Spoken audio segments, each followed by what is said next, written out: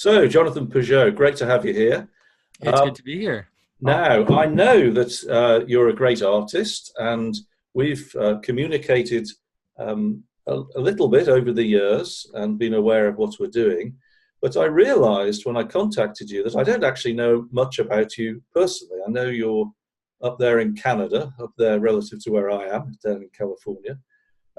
So perhaps could you just begin by telling us a little bit about your story? Are you a convert? Were you brought into the Orthodox Church as a child? Just give us some background. All right. Yeah, sure. I can do that. First of all, I want to thank you for having me on your podcast. People who are listening to this or watching this might not know, but David is the very first person who ever wrote about my carving. I think this was in like 2011 or 2012. I was just starting, and I sent an email to David through a New Liturgical Movement, and he wrote a little article on my carving. And through that little article, I was found by a church designer and different people, and so David has a big part in actually starting my career as an icon carver. So I always wanted to thank you for that, by the way. I didn't know that. Okay, no, there you go. That's terrific. That's what it's about. Okay. So I grew up in an evangelical home, and I was always a Christian. My parents were very devout Christians until today. But in my 20s, early 20s, I studied art in university.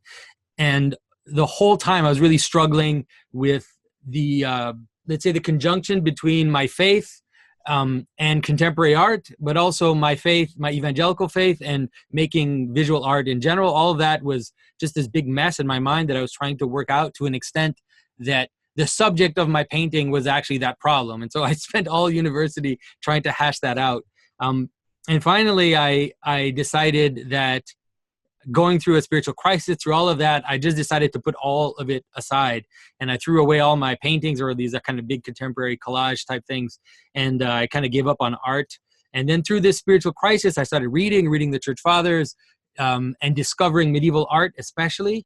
And then through medieval art, discovering iconography and realizing that the language of medieval art, which was this beautiful, let's say, mesh of relationships, all these references to each other, this almost this kind of algebra, visual algebra, was still alive in Orthodox iconography. And so that was one of the little things that kind of led me towards Orthodoxy. Also reading the Church Fathers and reading some of the modern theologians like Vladimir Lossky is what finally led me to Orthodoxy. Right. So it's interesting that, like a number of people I've met in the Eastern Church particularly, it's the visible manifestation of the faith which attracted you. So how long ago was it then that you became Orthodox? Yeah, I started attending an Orthodox church in 2001, I think. Okay. And then I finally was received into the church in 2003. So I guess it's been a while ago now. Yeah. And so, and then for a while, I moved around. I lived in Africa for several years. And so there was a lot of things happening in my life. And it's only when I returned from Africa in 2010 that I started taking icon carving seriously. I had done some of it before leaving for Africa in 2003 already. I had done some icon carving, but coming back in 2010, I started taking it seriously. I got a little order from my bishop, which was kind of like a blessing of his too, to kind of encourage me to do this. And there you go. And so I just started carving icons, and right. I haven't stopped since. So now tell us about how you learned, and a little more detail about where you gained these skills. Well, when I was a catechumen, was it in 2000, around 2001, 2002, I really desperately wanted to paint icons, because I felt like I'd found, not just a solution to my spiritual crisis, but also a solution to my artistic problem, which was the problem of contemporary art. And so having discovered iconography, it just connected everything together in terms of the aesthetics and the visual language, but also the fact that it's anchored in a community and anchored in the life of people. All of that just was amazing. So the problem was that at that time, there were very few icon teachers available. I think it's much icon painting teachers. I think it's better now, but at that time I just couldn't find a teacher. And so I was just boiling inside. I just wanted to paint icons, but I knew that I couldn't do it on my own, because my contemporary art training would not permit me to start painting, in the very technical way that iconography necessitates. And so just in this boiling state, at some point, my parents, they cut down a tree in their yard. It was a linden tree. And they said, "Oh, we hear, Jonathan, that this wood is good for carving. Would you like some pieces and just kind of play around with it?" So I thought, yeah, right away I had this idea. I'm going to make a cross, like a blessing cross with a crucifix on it. So they gave me this piece of wood, and I had no tools. I had an X-Acto knives, pretty much. And I carved the entire cross with X-Acto knives. It was quite horrible. I still keep it as a testimony to my shame until today. But I showed it to the priest who was following me at the time, and he said, keep going. This is something. And then I started taking it more seriously. I got some tools, and I carved another icon, which took about 2 months. And it was like it was a very complicated icon. It was Christ sitting on a throne with the glory of cherubim, and it was a deicist with the Mary, Mother of God, and St. John the Foreigner on each side, the triptych that folded up. Like, it was just a super complicated thing. And when I was done with it, I realized, okay, this is something. Like, I could really do this. I could really take this seriously. When I showed it to the priest, then he really said, yeah, you should keep doing this. And so what I did is I learned iconology with Father Stephen Bigham, who's a priest here. He lives very close to my house, about 10 minutes away. But he wrote several books on iconography and images, especially about God the Father and iconography and certain iconological debates. So he knew very much about iconology. And so I studied with him the let's say the theoretical part, the iconological part. But in terms of the practice, I was basically self-taught. I had to kind of teach myself, because looking at ancient Byzantine carvings, looking at also Western medieval carving, and just trying to let's say get the forms right as much as possible. And then when I started doing it professionally, I had already developed some skill, and I reached out to some carvers. Like, I reached out to Aidan Hart. I reached out to a Serbian caller named George Bilak, and I said, here, what do you think? For example, the first time I did a miniature was for my bishop, that was the commission that he gave me. He said, could you carve a miniature of me of a Panagia, a Mother of God, for his pendant? And I never made a miniature before, so I just wrote this Serbian miniature carver, George Bilak, and I asked him, would you be willing to follow me? Like, would you be willing that I send you pictures and then you can criticize my carving? And he accepted. And so every few hours I would send him pictures of my carving, and then he was Serbian, so he would just hack into me. He was so ruthless. He was saying, he would say, "Oh, she looks like she's on drugs." She was being really ruthless about, what I was doing. But he brought me through. And so I've had advice, and Aidan has written me quite a few times saying, you shouldn't do it this way. Here's some problems with some of your work. So I've had the chance to have other icon carvers guide me. But it was difficult, because I think for icon carving, we're really the first generation. In terms of icon painting, we're dealing with second and third generation by now, after Uspensky and Contoglou and some of the early guys. But in terms of carving, we're the first generation. And so I'm able now, after doing this for forever, having hashed out the problems and worked through the issues. Now, when I teach someone, I can teach them more systematic ways of doing it, because I've worked it out on my own. That's interesting. Most of the good artists that I know who are actually making a living from it seem to be self-taught at the moment. I have a friend who's a naturalistic painter called James Gillick in England, and he is the same. So there might be workshops here and there, that certainly looking for advice, but the people who are succeeding are those who seem to have a natural sense for analyzing the tradition and then really bringing that into their own work and establishing their own voice. We should just mention, you talked about first generation, second, third generation. That what you're referring to there is the fact that the iconographic tradition in painting really was re-established very successfully in about the middle of the 20th century with these Russian expatriates. You mentioned Uspensky, Vladimir Lossky, and through them, And again, what they did was a very, very careful analysis of the tradition. They picked a canon of imagery, decided what was worthwhile, and analyzed it, and developed a theology that was consistent with it. And for that reason,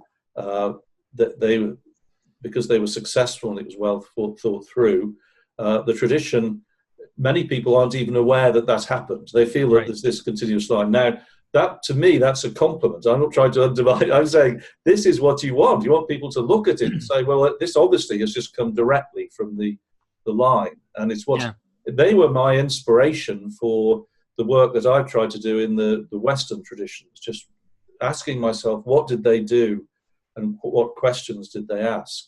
Yeah, and Uspensky, despite the fact that he was Russian and he obviously favored, he thought that, let's say, the 14th century Russia is the epitome of all art in the history of the world.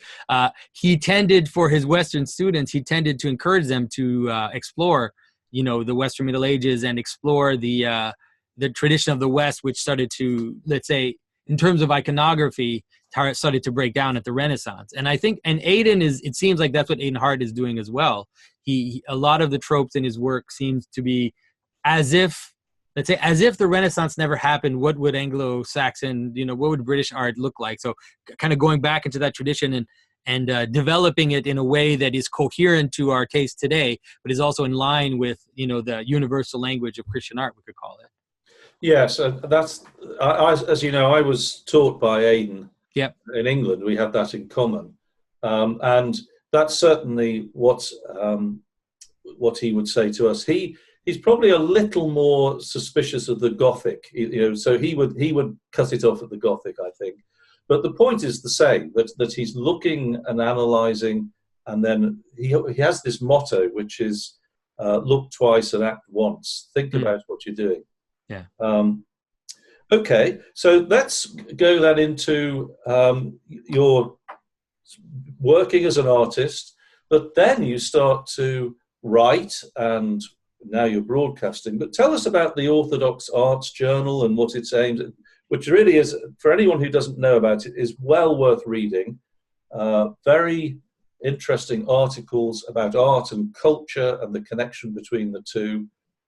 So just tell us the inspiration for that, and really the ideas, the principles that underlie the ethos of it. Yeah, I'm laughing a little bit because, once again, you may not know this, or maybe you do know this. The main inspiration for the format of the Orthodox Art Journal was a little website called the New Liturgical Movement, and some of the work that you were doing at that time. On that website, when it was really kind of there was a time when that website was really boiling, and there was a lot of things happening around it, and you're doing shows and you're doing all this, and so we got really excited about the idea of such a format, and so we based the notion of Orthodox Art Journal and the idea of having all these artists and different experts writing together to revivify Orthodox arts was kind of based on the same model as New Liturgical Movement. We have gone in a little bit of a different direction in the sense that we never put out as much content. Maybe also because we didn't have as much to put out. But we ended up focusing more on the, let's say, the longer form articles and kind of explaining things and focusing more specifically rather than having a lot of content with pictures. I know New Liturgical Movement was doing a lot of photo essays and stuff. Mm. We're doing a bit more long form articles, and so it's become, I think. It was founded by Andrew Gould and myself in 2012. And for me, it's been exciting for me because it has become, at least for a certain strata of Orthodox artists, it's become a place where there's an expression of this new liturgical, new sacred arts movement in the Orthodox Church. And so we try to focus and feature different artists, feature different ideas which are floating around.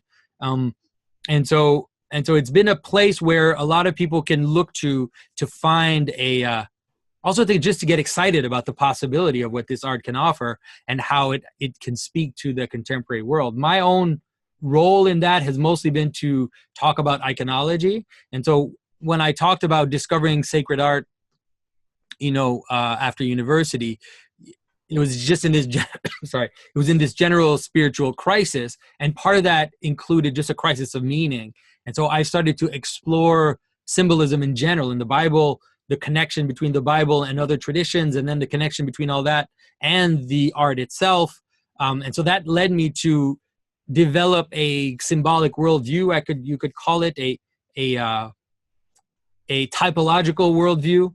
And that's what I was bringing mostly to my articles in the Orthodox Art Journal, which is trying to help people see how the icons, not just interpreting the icons separately, but showing how the icons speak to each other. And so certain forms, let's say like the Pantocrator form, will find itself in different icons, and certain tropes, like a book, or like or let's say the use of the left and the right hand in different shapes will create like a mesh of relationships. So this kind of intertextual discussion inside the world of iconography, which becomes like a symbolic language. And so that's mostly what I was doing at the Orthodox Art Journal. And that led me slowly through a whole lot of detours to also making videos about the same type of subjects, looking not only at not looking only at icons, but using the same way of speaking about iconography and about the relationship between liturgy and the Bible and all these other images, and then talking about even popular culture and showing how this, let's say, the patterns of Christianity are describing the patterns of reality. And so you can use that worldview to look at different things and understand them. Yes, that's interesting. I'd like to get more into that. One of the things that, first of all, I think we need just a little bit of explanation for people who might not know. Iconology is the study of the content, the symbolism. I've got that right. And iconography, which we're talking about the painting of icons, or the tradition, the visual tradition as a whole. But within that, there is a study of the symbolism, the content, what it means. But also this point that you're making, which really I've only started to appreciate more and more over the years, and much more strongly recently, the interconnectivity of all things and ultimately to God. And I'm beginning to feel that that so much about the decline of the faith in the West is connected to our loss of that faculty of connecting things. And so if you learn the symbolism you're describing, then it develops that faculty for connecting one thing to another. But then what it means is that as we go about our daily lives, we connect the beauty of creation to God. Ultimately, at some point, you have to make a leap of faith to something which we cannot see and we cannot touch. And if we're not used to doing that, if we don't look at things in that way, it becomes a problem. Yeah. And in the West, particularly in the Roman Church, I feel that we've lost that art. It comes down to our worship and connecting the tangible aspects of the manifestations of the faith, as we see in the church, for example, with the worship. And at the root of it, this is a big problem. And even for the devout, I'm not talking about the liberals who don't care about anything or distort it. I'm talking about people who are serious about the faith. You could have a church with a beautiful backdrop where all the art is right, shall we say, but if we're not actually engaging with it in the course of the worship, never mind the devotional prayers and that sort of thing, then we're losing the most powerful influence on the development and the retention of the faith, I feel. No, I agree. And I think it's the difficulty we've had in the West, and I mean, it's not just the West anymore, it's the whole world, is that we've been taken up by the allure of a type of rationalism and a type of mechanistic way of explaining causality, thinking that, let's say, the modern sciences explain everything, that the modern sciences have a totalizing narrative on the way that we perceive the world. And so because of that, we have lost the capacity. We haven't lost it, or we have actively seen it as superstitious. That it's not just losing, because we can't. The world, the way we engage with the world is by connecting things together. Human consciousness, that's how it functions. But we've actively worked against that, where we've said that anything that, like the idea that rituals are in themselves superstitious, because there's no mechanical causation between a ritual and the effect that you say the ritual has. It's like if I say that you've received grace through the sacrament of baptism, it's like you can't dissect that in a laboratory. And so because we've lost the capacity to understand how a different form of causality which has more to do with being human and engaging the world through our mind and through consciousness, rather than just this dry mechanistic descriptive capacity. And so the problem is that we can't get away from the connection. We can't stop thinking that the sun rises in the morning, even if we scientifically think that the earth turns around the sun and there's this whole complicated thing that's going on. The sun still gets up in the morning. Why? Because I need to get up, and my day happens when there's sunlight, and then I go to bed when it's dark. And that's actually the most important part of why the sun gets up in the morning, is because your whole life is ordered around that reality. So if you can't see that there's meaning in that, then you're deluding yourself. So that type of reasoning is what can bring us to seeing once again how the world is actually full of meaning. It's full of connection. It's funny you use that example, because nobody questions the fact that the earth goes around the sun today. And now, I just say, well, it depends where you are. The sun goes around the earth if you're on the earth. I mean, the sun goes around us. And is that absurd to make our central point of consideration us? No, it isn't, because God made us to observe the universe. Yeah. So now the scientists may explain it in other ways, but I don't see why you have your 0 point as the sun either. I mean, yeah. Why not some arbitrary point in the universe? Or then it comes down to, well, it might as well be us as the sun. Yeah, and maybe it should be us because we're the ones talking about it. Yes, exactly. We're the ones who are looking, and we're the ones talking about it. What other point in the entire, almost, like indefinite, huge universe, what other point would we take as a reference point besides the one that is the one we actually have? Seems like that makes sense. If we're going to take a point of view, it should be the one that we're in. I was talking to somebody once. They said, well, mate, what about the center of the universe where the Big Bang occurred? So I said, okay, great. Where's that? And from a scientific point of view, it is useful always to move your points of reference. So I'm not arguing with any of that. But the point you're making is that the natural assumption that to argue from the point of view of where we are now, here, that to call that superstitious, which is what the accusation is, indicates the lack of appreciation that our observation and our natural observation is hugely important to understanding who we are and our place in the universe. And in the end, it's not until we approach that correctly that we can really see our relationship with God in the context of all these other relationships, in the context of the most important one, which is to God. Yeah. So why don't you tell us a little bit more about that project? I just got was it a tweet or something that talked about the symbolism and this new project that seems to be going on. Well, I have a few projects going on all at the same time. Tell us all about them. All right. Okay. Yeah. So the thing that I do mostly is I am an icon carver. So I receive commissions and I carve icons for churches, for people all over the world. That has been my primary focus. But then for the past 2 years now, I've started giving actual conferences and doing YouTube videos on symbolism in general, which means that I have some videos which are explicitly about Christian symbolism, that I explain some aspect of the tradition, like let's say, what is the symbolism of the tree in the Bible and how that fits into our understanding of the world. But then I also look at popular culture and all that.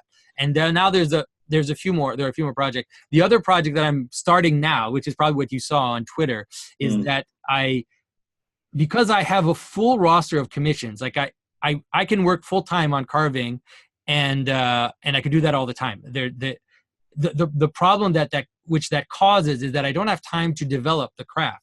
I'm just basically churning out my orders. I don't have the opportunity to develop, let's say, new things or new ways of making things or new materials and trying to make my craft better. And so I started a project on Patreon, which is a crowdfunding project to kind of give me time to be able to develop new techniques. So inserting colorful stones. Also, the stone that I carve can be fired in a kiln, and you can use glazes, and also explore other subjects. Like I really want to get into, let's say, more religiously peripheral subjects that are not strictly sacred images, but can be, images of ornaments or, fantastical beasts from medieval bestiaries, all that kind of imagery, to explore that. And so that's what I've recently launched, is a crowdfunding project for that, because I recently hired an assistant to help me with all of this. And I noticed that in hiring the assistant, I've opened up myself quite a bit of time that I can plunge into now this new. So the crowdfunding is there to kind of give me time to help pay for this assistant, obviously, that I'm hiring, and people can get prints and postcards and drawings from me, depending at what tier that they're supporting me at. Okay, where can they find this if they wanted their curious? So it's on the Patreon site, which is a crowdfunding website, and it's patreon.com/Jonathan Pageau, and that's where people can support the art that I'm doing. Okay, well, that's great. Now, you talked about the new techniques there. Some people may be surprised. Iconography has this reputation for being something in which everything is rigidly prescribed. And yet you're looking at new techniques. I know that on your site, excuse me a second, you are very quick to look at new iconographers who are developing styles in painting, which clearly is those artists are aware of what's happening in the 20th century and the 21st century. Could you talk about the importance of developing new things in a tradition, and how you do that without breaking out of the bounds of the tradition and creating something new? Yeah. Well, I think there are a few things to say about that. On the Orthodox Art Journal, for example, we featured several artists, and some of the artists, to be honest, I think go too far. Some of the artists I think are doing just right, and some of the artists I find are too rigid in terms of their things. And so we feature all kinds of artists that we don't necessarily agree with what they're doing, but we just want people to be able to think for themselves on what's happening in the world of iconography. Mm. As to developing novelty, I always tell people that I think novelty has no value in itself. It has neither value nor is it bad. It's a neutral thing. And that's difficult for people to understand, because we live in the 20th and 20th century has been obsessed with novelty, obsessed with kind of the shock of the new and all of that. I think that on the contrary, we need to see novelty as neither nor. That's not the point. The point is, what is the purpose of what you're doing? We're making images that are to be in the worship of God, in the process of the church, of worshiping God, of entering into communion with God and the saints. And so we want to make things that are beautiful, that feel that they're not dead, that they're not just these kind of a photocopy of a photocopy of a photocopy. You know what I mean? So there has to be life in it. When we do that, when we try to kind of inject life into the iconography, it's okay to you can pull threads from wherever you feel that there's something that's alive, even if it is modernism, even if it is postmodernism. But what's important is to not do it just for the sake of creating the shock of the new, or just to kind of titillate people with your technique. And so in my personal case, what I'm doing in terms of, let's say, innovation is mostly taking techniques, for example, taking something like mosaics, which is a traditional Christian art, and then the carving, and trying to see how can we fuse them together to create something which feels both completely traditional, but also has feels like it's full of breath, that it's full of life. And so exploring color in different ways, and so my purpose isn't just to create novelty for novelty, but rather to create a sense of beauty, a sense of wonder, maybe, and so that people can feel like they can see a glimpse of the beauty that God has put in this world, just this little glimpse. So to me, that's how I see innovation, especially. Yes, I love that. The way that I always think about this, which is really, I think, is exactly the same as you, is that it's the need that must drive it, and every new generation sees things slightly differently. And our job is to, as an artist, is to do the hard work which makes the manifestation of the faith accessible to them. And so in order to do that, I've got to understand the constraints, what constitutes the tradition, what doesn't, where I can change, where the soft spots are, if you like, and what things that I really cannot change. Yeah. And work within that, once I've established that, work within that to draw people in through the beauty. And that's the goal. It's driven by the need of the modern person. As you say, not the need of the artist to draw attention to himself. It really is to fulfill the purpose of art. And once you do that, because what then happens is, of course, where do you look for these things? Well, you look across other traditions, but you're also looking at the culture outside the church. Yeah. And I see Andrew Gould, for example, particularly, he's an architect, and I'm very interested in what he does, because clearly he is able to design churches, and then he does a lot of work. He's in the South somewhere. South Carolina. South Carolina, okay. Beautiful work that is informed, the designs of his buildings, houses, for example, informed by the culture of the liturgy, in fact. And maybe you could just talk a little bit, this is sort of an open-ended question, but how do you see what you're doing connecting with the wider culture? Yeah. Well, to me, I think that the conclusion that I came to, let's say, in terms of my own spiritual crisis and in terms of my decision to make icons, was that the only solution to the cultural crisis, I think is the only solution, is to rediscover the grand narrative of Western culture, was to rediscover the big story. And that starts with Christianity, but then there's also not just Christianity, because the Christian Middle Ages inserted within their story the whole story of the Trojan War. Like the people saw King Arthur as being a descendant of the Trojans, and so there's this grand narrative which includes Alexander the Great, which includes all the Greek story, and Christianity, which is the let's say the cornerstone of that whole story. And so I thought the only way for our culture to find life again is to rediscover the language, the narrative language, let's say. And so helping people. So for me, if people can understand, if there's enough of a core of people who can see the beauty of the Christian story and understand how it's actually a description of reality, and it describes how we encounter the world and how the incarnation is the anchor of the world, all of that will then start to seep into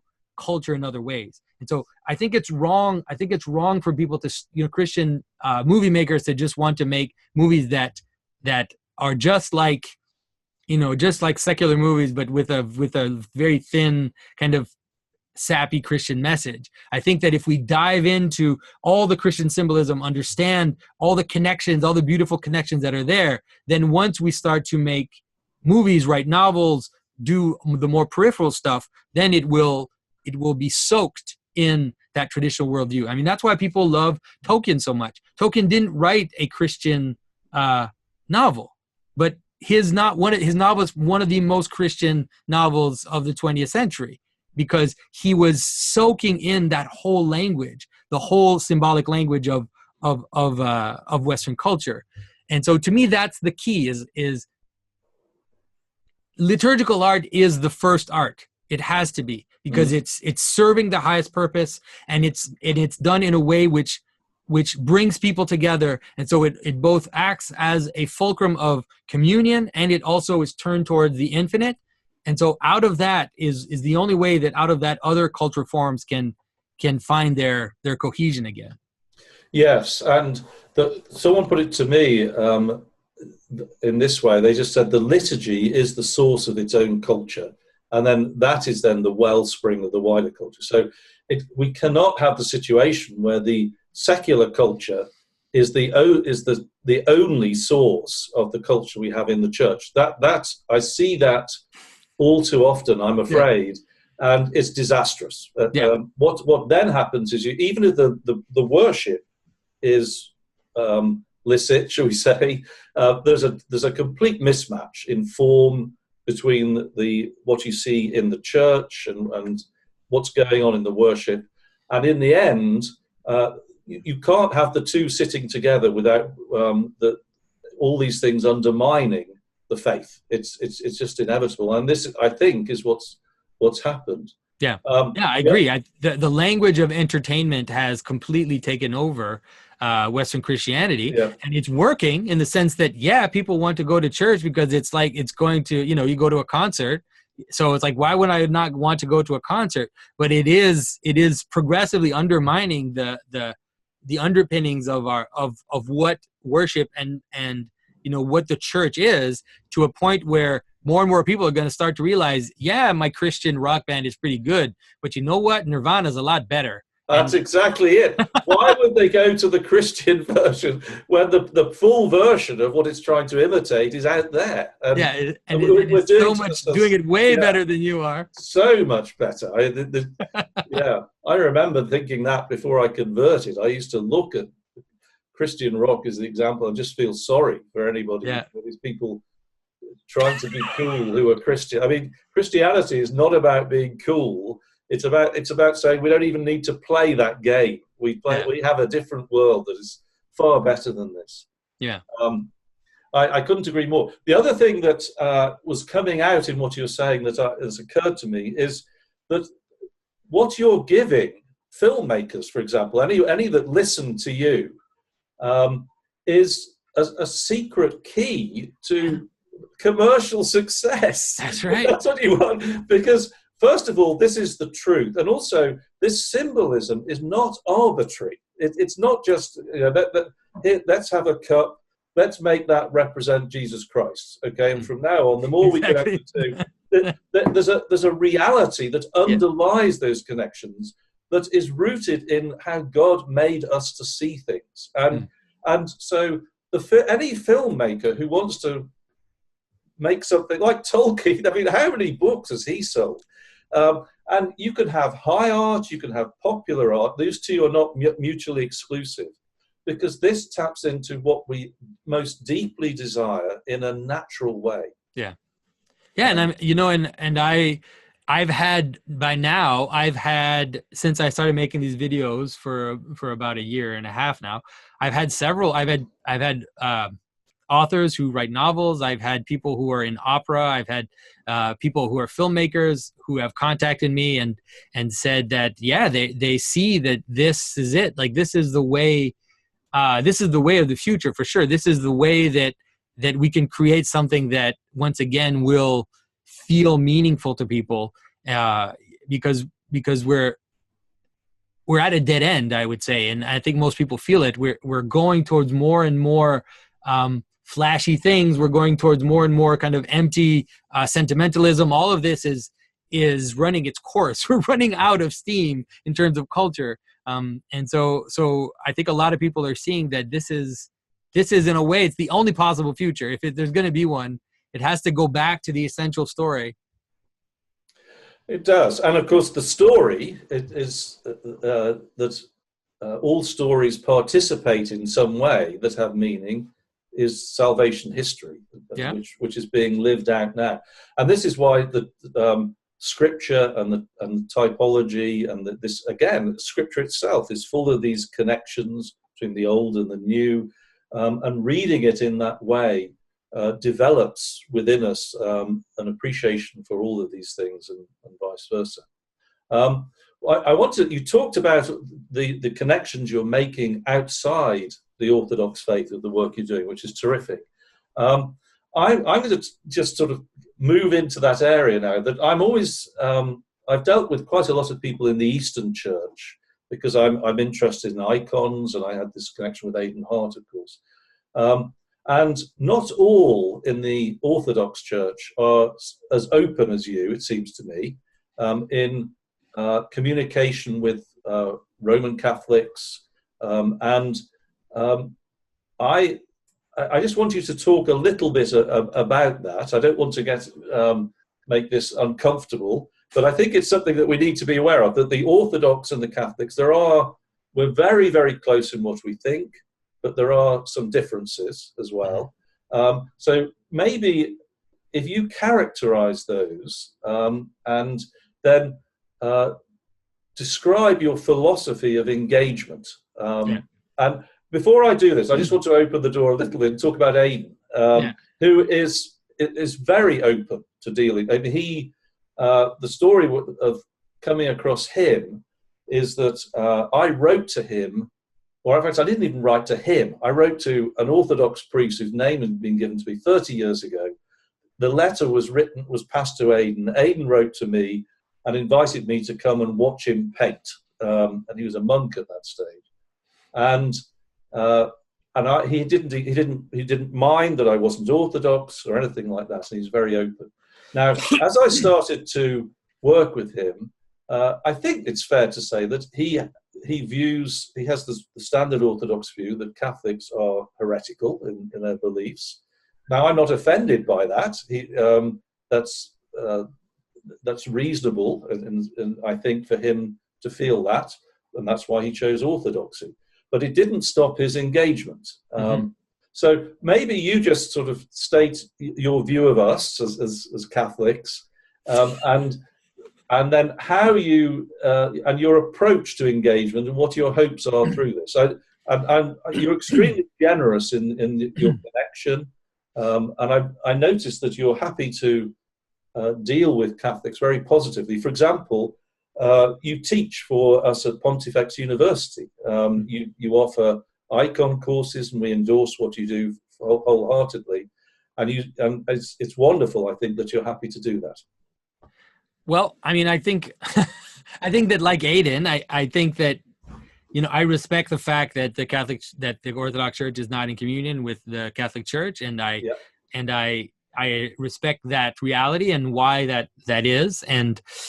But I think that, I wouldn't take communion at a Catholic church, but I think that it's absurd. It's absurd to me, people who then would use that as an excuse not to engage, because if we do want at some point for there to be actual real communion, then we have to engage.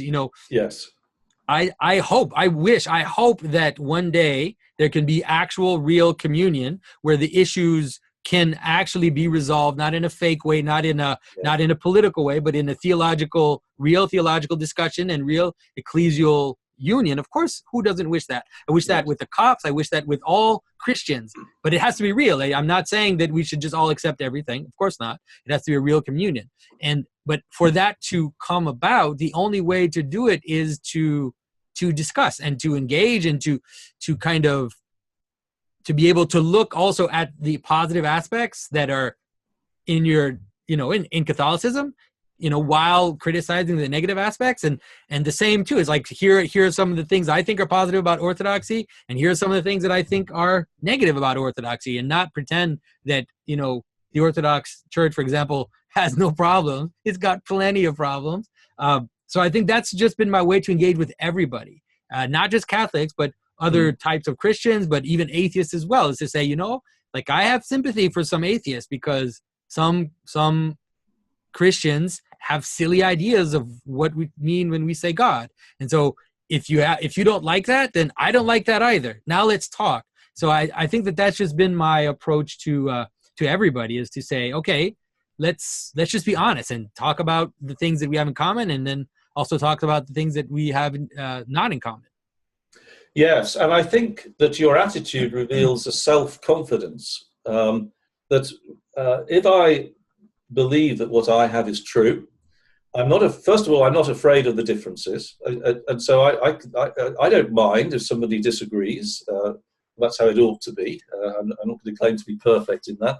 But it really means that if I believe I have the truth, then I want to know what those differences are, because then we're exploring in this together. But if I believe that what I think is true and what you think is false, that is not a problem. We don't need to fall out over that. We can discuss it, and I will try and convert you, and you will try and convert me, and in the end, we'll see what happens. That's right. Now, I think that is what tolerance is.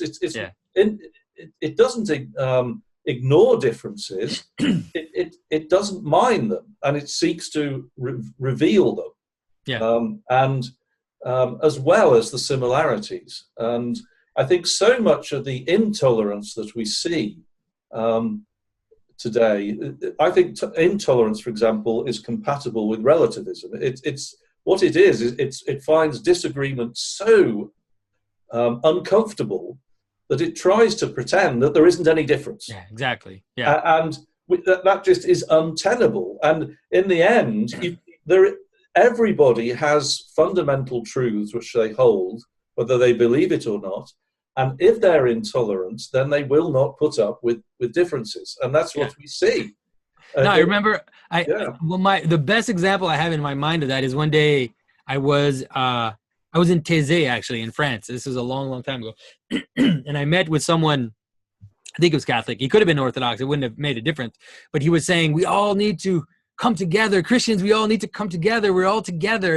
And Protestants, Catholics, it doesn't matter. It doesn't matter. And then I looked at him and I said, Protestants think that when you pray to the Virgin Mary, you're praying to the devil.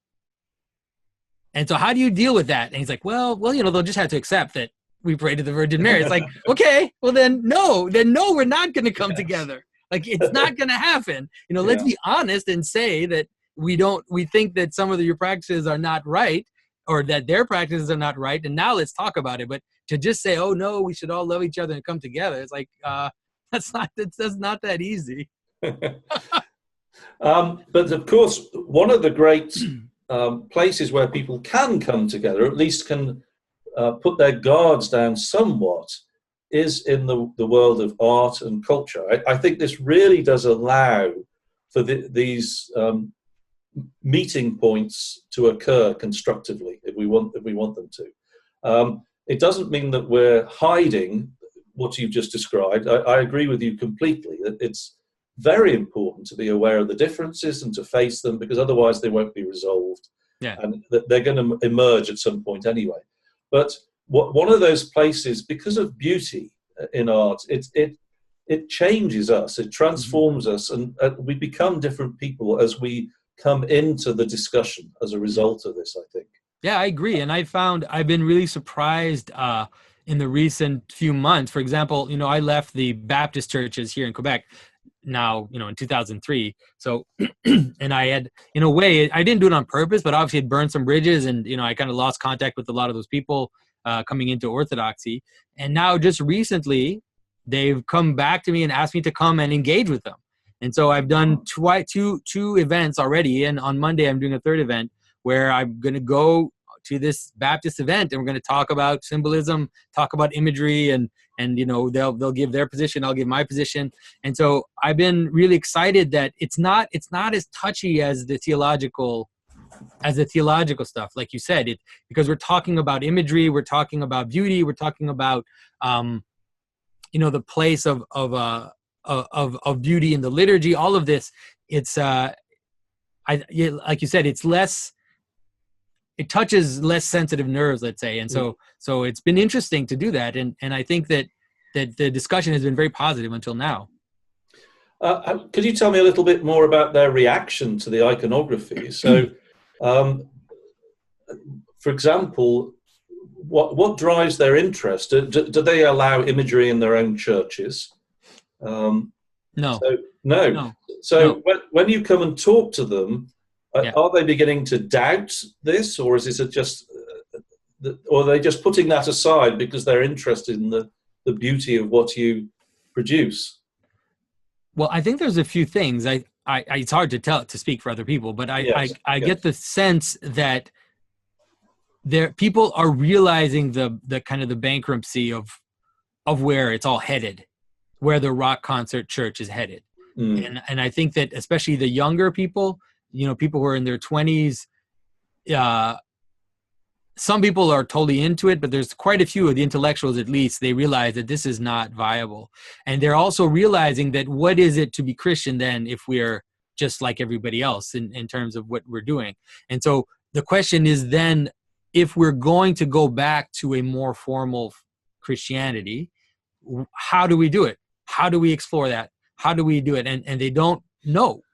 And so, and also they're seeing, for example, the first event that I did with them, they wanted me to talk about the symbolism in movies because they saw on my YouTube channel, which is at least half atheists who watch my videos. And they saw that in the YouTube comments, people were saying how they never heard about this before.